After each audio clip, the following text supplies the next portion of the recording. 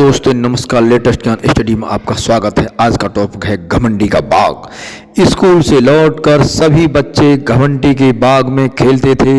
वह बाग नरम हरी घास वाला और बड़ा ही सुंदर था। पेड़ की टहनियों पर चिड़ियां गाती और बच्चे उन्हें सुनने के लिए खेलना बंद कर देते थे। यहाँ हम कितने खुश हैं, वे एक दूसरे से कहते थे। एक दिन घमंडी वापस आ गया। उसने अपने बाग में बच्चों को खेलते देखा। तुम सब यहाँ क्या कर रहे हो, वह चिल्लाया। सारे बच्चे वहां से भाग गए। यह मेरा बाग है और यह सिर्फ मेरे लिए है, घमंडी ने कहा। उसने बाग के चारों ओर एक ऊंची चार दीवारी बनाई। उसके बाहर एक बोर्ड टांग दिया था, बाग में आना सख्त मना है। अब बच्चों के खेलने के लिए कोई जगह नहीं बची थी। बसंत का मौसम आया।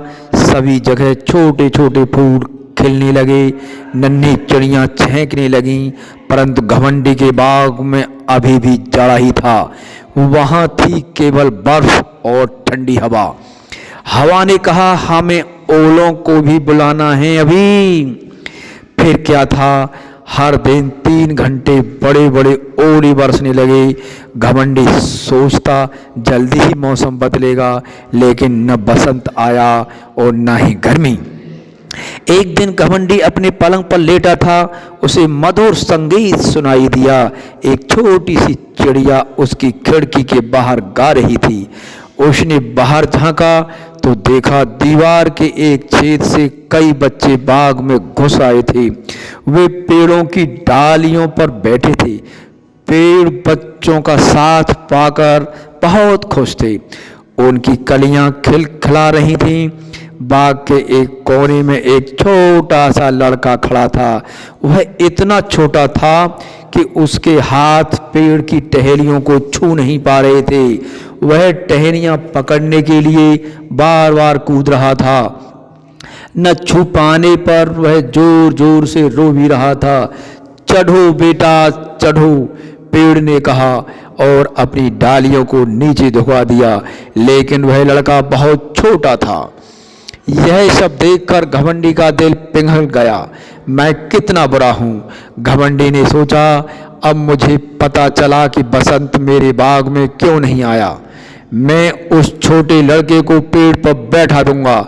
उसके बाद मैं इस चार दीवारी को गिरा दूंगा, जिससे बच्चे मेरे बाग में खेलते रहें। घमंडी को अपने किए पर बहुत पछतावा हो रहा था। वह दबे पांव बाग में पहुंचा, परंतु बच्चे उसे देखते ही वहां से भाग गए। सिर्फ वह छोटा लड़का नहीं भागा।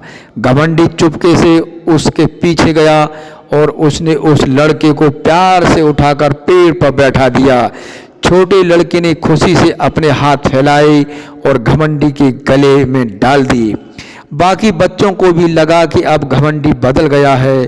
बच्चों, यह बाग अब तुम्हारा है, घमंडी ने कहा। लोगों ने देखा बगीचे में बच्चों के साथ घमंडी खेल रहा है। बच्चे रोज छुट्टी के बाद बाग में खेलने लगे।